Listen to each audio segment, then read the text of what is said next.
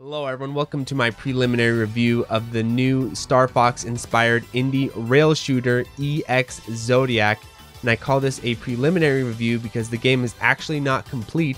It is still in early access, but a lot of people have been asking about my thoughts on the early access version, and I also thought this could be an interesting opportunity to share my thoughts and critiques while the game is still in development, and maybe that could make a difference on the final product.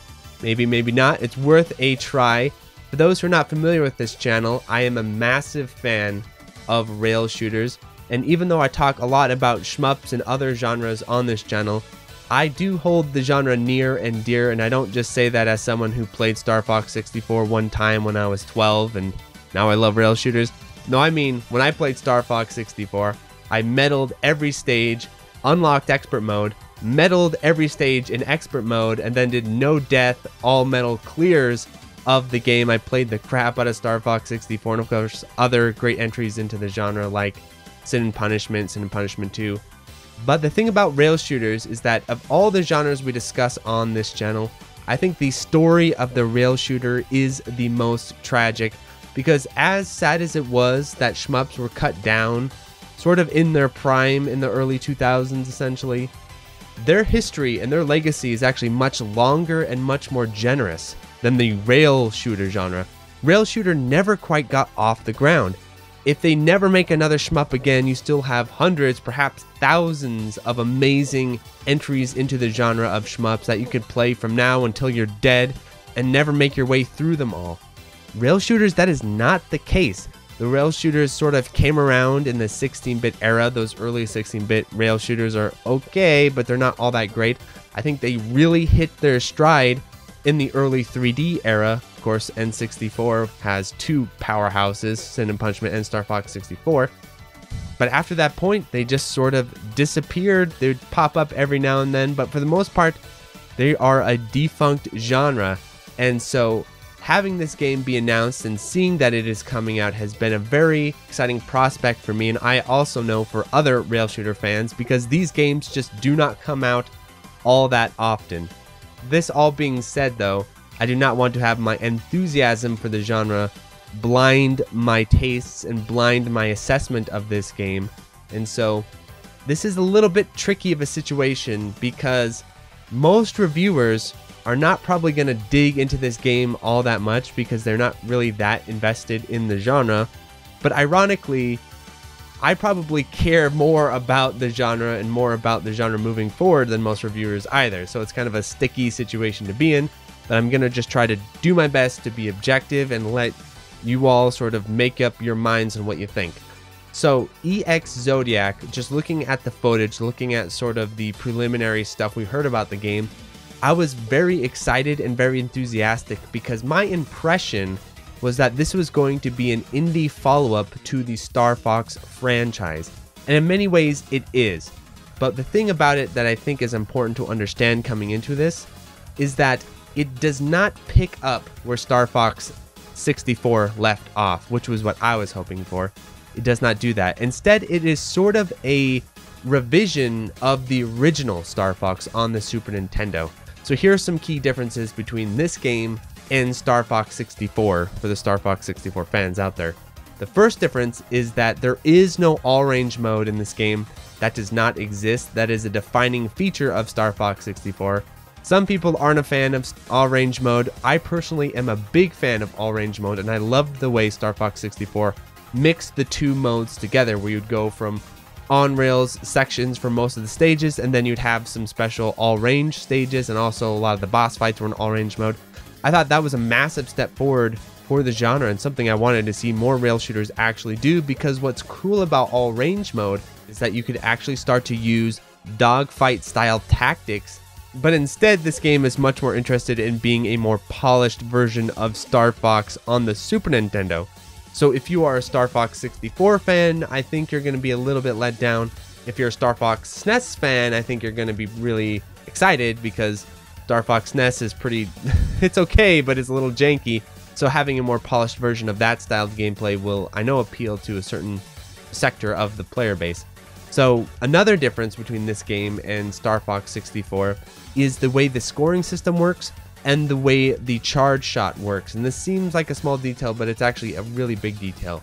So Star Fox 64 and then the Star Fox games that come after it, like Star Fox Assault, which isn't that great, and then Star Fox Zero, which has some lows with the helicopter stages, but has some real highs as well.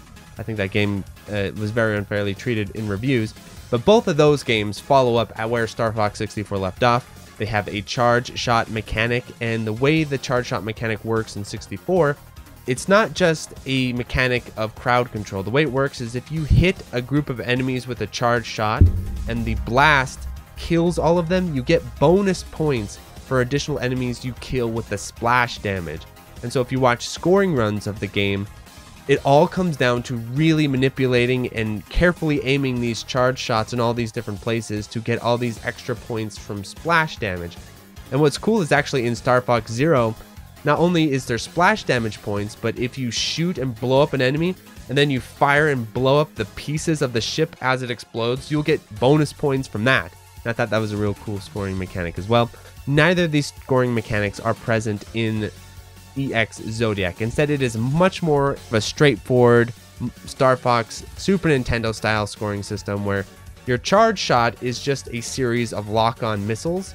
It feels like so far it doesn't quite seem as deep in the scoring department as others in the genre, like a Sin and Punishment, Sin and Punishment 2, and Star Fox 64 even. But maybe I'm missing something here. I mean, this is all early stuff. But as I went through, it felt like, you know, as long as you're killing lots of enemies and killing them effectively, you'd usually get pretty high ranks. Another difference in this game from the later Star Fox entries is that it does not have any advanced aerial movement like you'll get in the other games.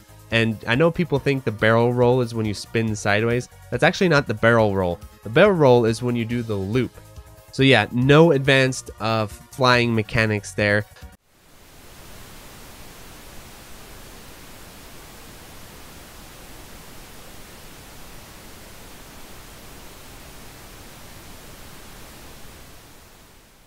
This game is much more focused on that rail shooter, straightforward, that's where we're going, you know, meat and potatoes style gameplay. So let's talk about the pros and cons of my experience playing this game. So the pro side of thing is that I think the game is very well put together as far as a basic understanding of what the developer is doing, putting together a rail shooter. And that sounds pretty obvious, but there's a lot of details that can be very quickly looked over and make it into a nightmare. I feel like this game is very solidly put together. The developer knew what they were doing, and it doesn't have a lot of huge pitfalls or huge issues coming up with the level design or jank aspects of the gameplay. So some positives is I think the graphics of the game are very clear and very easy to read. That is very important for a rail shooter, because a lot of rail shooters, because of the perspective, some of the projectiles and some of the things going on in the stage can legit be hard to tell what is what, where, what is happening here. But I think this game does a really good job with being very visually clear on this is an enemy, this is a shot, this is a hitbox. You're not sitting and wondering what is going on. I think that's a very solid point. I do like the style that they went with the visuals. It reminds me a lot of like Space Harrier on crack. That's what it seems like. It actually seems like if they took Star Fox SNES and they shoved it inside of Space Harrier, that seems to be the graphical stylings of the game. It's bright, it's colorful, the music is incredibly upbeat. The music reminds me a lot of Sonic Mania music. If you've ever listened to Sonic Mania, it seems like pretty similar to that style of music, which I think is fun. However, that being said, I do think there is room for improvement. So on the graphic side of things, I do understand that they're going for a very clean, very minimal style graphical design. And I think at times that works against the game a little bit because it feels a little sterile and it feels a little empty at times. So hopefully before the final release, I would actually like to see the dev go in there and just add a little bit more to the presentation, as far as maybe add in some more effects, add in some more just background elements, add in more just something to make the game feel a little bit more rich and dense. Because if you, for example, play Corneria on Star Fox 64, there is so much shit shoved into that stage. There's busted buildings, there's things here and there and everywhere, and it's very densely packed together. And a lot of what you're doing in Star Fox 64 especially is you're just trying to break and pull back as much as you can to try and squeeze every enemy and every aspect of the level out of it. In contrast with this game, it felt much more like I was floating through a lot of empty space a lot of the time, and I actually used the boost a ton. So in Star Fox 64, when you're going for score runs, unless you're going through specific sections of the stage, you never boost, because you don't want to boost, because you want to break and blow up as much stuff as you can. In this game, it was actually, I was boosting all the time, and it felt like there was a lot of more empty space between the waves of enemies. So you just boost, fight a wave of enemy, boost, fight a wave of enemy, boost, fight a wave of enemy. It was fun, and I love the way the boost mechanic looks. It has that nice screen shake. It feels nice and visceral. But I do think the stages are a little bit sparse, and they don't have that density to them that great rail shooter stages have, like Sin and Punishment. And I almost feel like with those style of games, I think it's okay to have it be basically impossible or pretty much impossible to kill every enemy in the stage.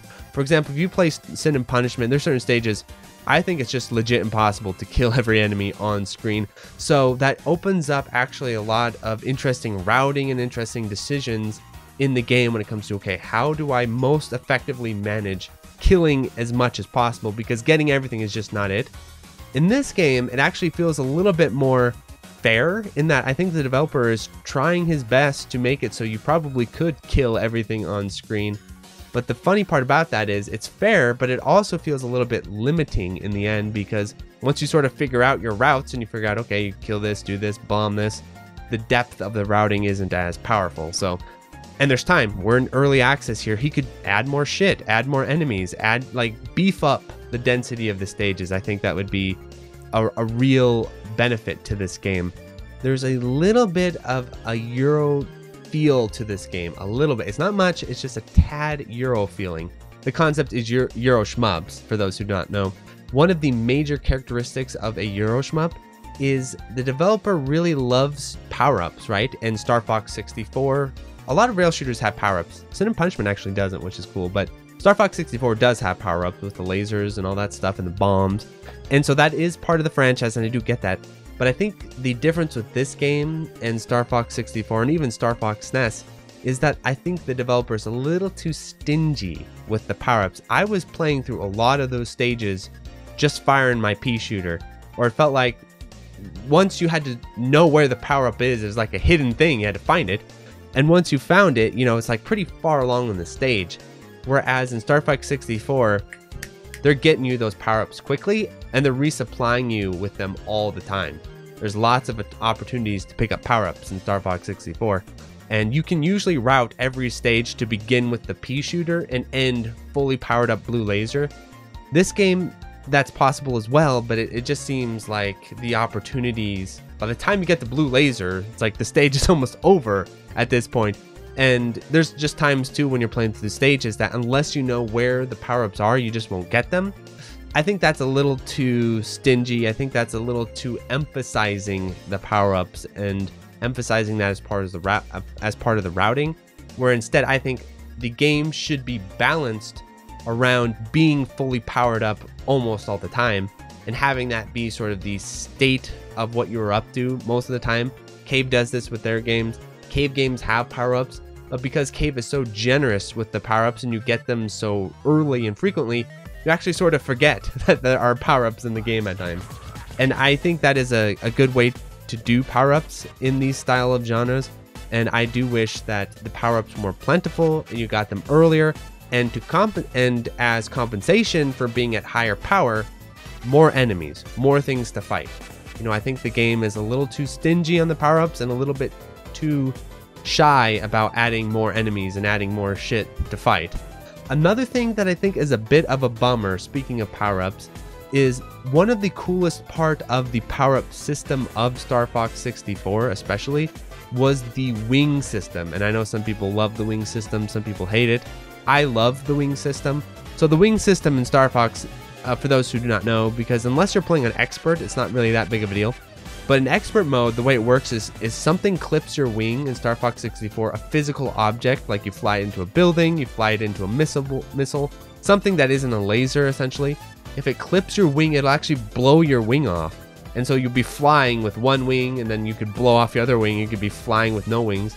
And that has different influences on how your ship handles in the air. And it just adds this really cool depth into the gameplay. It's like once Nintendo came up with that system, it feels weird to remove it, if you know what I mean. It'd be sort of like playing a Mario game, and they have Yoshi in Super Mario World, and then they just take Yoshi away in the next Super Mario game. You're like, wait a minute, where'd Yoshi go?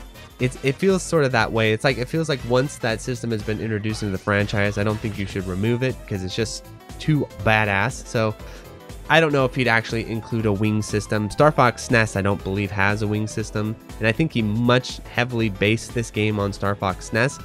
But that is another interesting sort of point of my critique, I guess, that might deviate from other people, is why base the game on Star Fox SNES? Why not continue on where the franchise left off? I don't quite get that decision, and I know it's probably, I kind of talked about this in my nostalgia video, like it could be because, you know, they're very connected to the original game and maybe they like that game style, but it feels like there were a lot of great ideas later on in the franchise that would be interesting to build upon.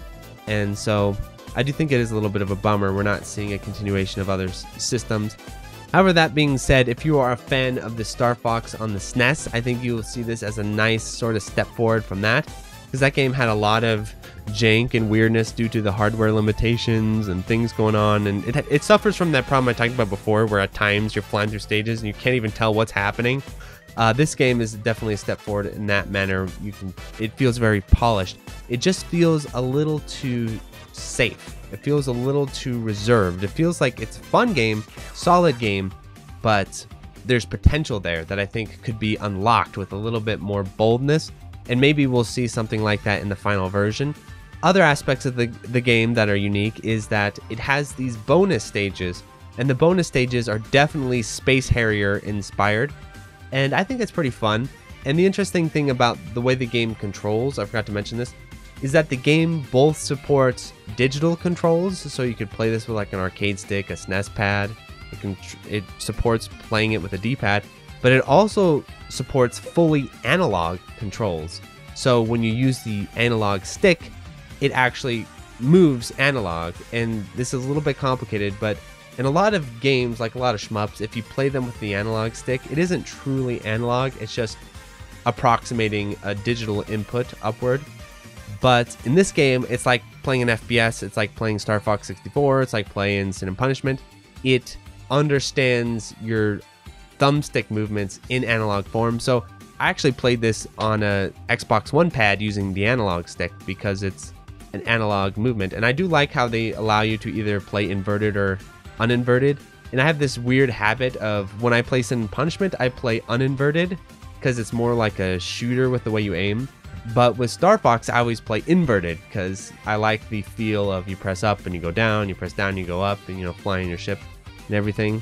Speaking of my earlier criticisms of the ship being underpowered, so not only is there sort of a stinginess with the laser power-ups, but there's also a bit of a stinginess with the missile power-ups.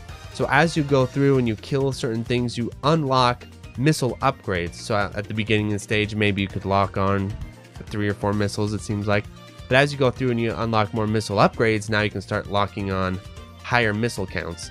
And the thing about this game that's, again, an issue is that you're having the most fun right before the end of the stage. You're playing like 75% of the stage essentially underpowered. You have low laser power, you have low missile power, and then the back quarter of the stage, now you're fully powered up. You got your blue lasers and you got your missiles. Now you're blowing shit up and you're having a great time. Why not introduce those missile upgrades more frequently and earlier? That way you can actually use them. And again, this is sort of a trait of Western developed shmups and Western developed arcade games. Is I don't know why, maybe because we have a history of playing RPGs or whatever it is, but we're very stingy with power-ups, and we sort of balance the game around not being powered up and then The power-ups are a nice bonus and everything, but that should be shifted. You should get more power-up. You should get more missile upgrades early as well. Final thoughts on this early access version. Well, I'm not trying to be too critical of the game because I am excited for the final version and I will buy it, I will check it out, and I will review the final version. I do think it is polished and well put together and competent. It just feels like it's a little bit reserved and playing it a little too safe, if you know what I mean. It doesn't have that it factor of something like a Sin and Punishment or even a Star Fox 64 where you could just sit down and just play it for hours and hours and try and like map out different routes and try and figure out, oh, if I go here, I throw a bomb there and I shoot a charged shot here. You know, I feel like it's lacking a little bit in the depth department and it's lacking a little bit in the danger department. These are things that are not foundationally broken or anything.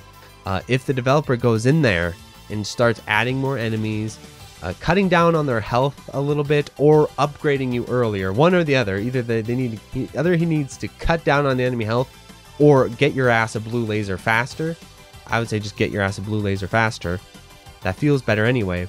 I think the game will start to open up and feel a little bit more dynamic.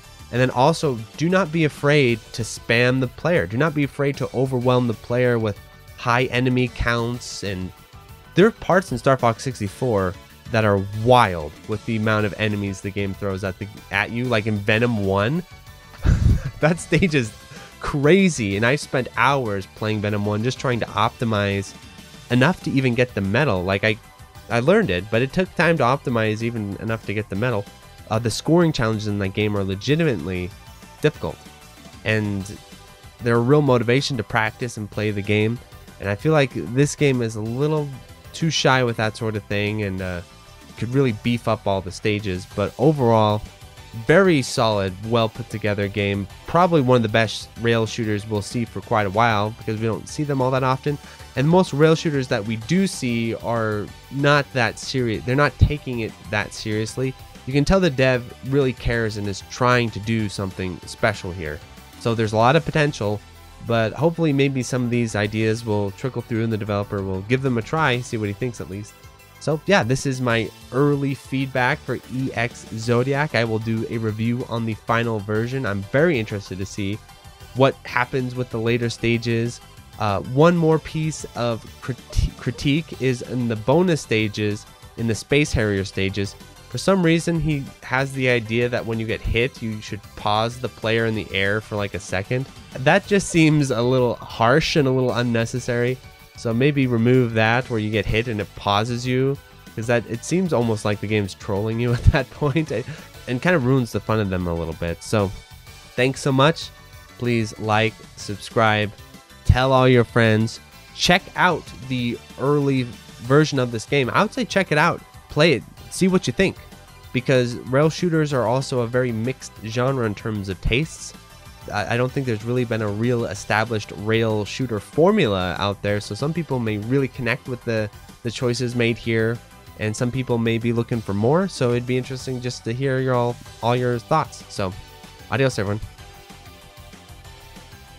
So thank you to the $5 patrons: 100, Dingo, Another Joe, Anthony A, Anthony Iodice, Aaron Solis, Bo, Ben, Borgie22, Brian Shiver, Chris Yusufovich, Chronic Burnout 3, Climby Coyote, Cook Some Soup, Corey Mark, Des Audio, Darkwing, Darren Griffin, Delta Tango 6, Disco Stas Leia, DJ 420 Praise It, Eric H, FCK, Full Set, Retro Schmupper, Hausu, Kiwi, JLab, JB RPG, Jim Knockham, John Kelly, Jolt, Gameboy Guru, K, K2, Khalil Reedy, Kikoman 589, Larridge, Malays, Mark Toms, Matter Oso, Matthew Dergis, Maz, Megadeth 859, Minong, Macklin, Michael Stum, Mitchell Y, Queen Charlene, Nathaniel Davis, and Electron, Neon Dagger Games, Oakland Kugels, Rattlecat, Raoul, Real Skeen, Riff Mason, Rolf015, Sarah, Scanline City, Seesaw FW, 7 Overdose, Shmup Junkie, Space Photos, Stadium Arts, Steve Fiction, The Boot Rex, The Real Ikuzo, The Dirty Screech, The N1, The Old Bensta, TRM, Sugumo, Plasmo, Twilight EX, Unico Roots, Wabby Legs, and Utakaya. Thanks for watching.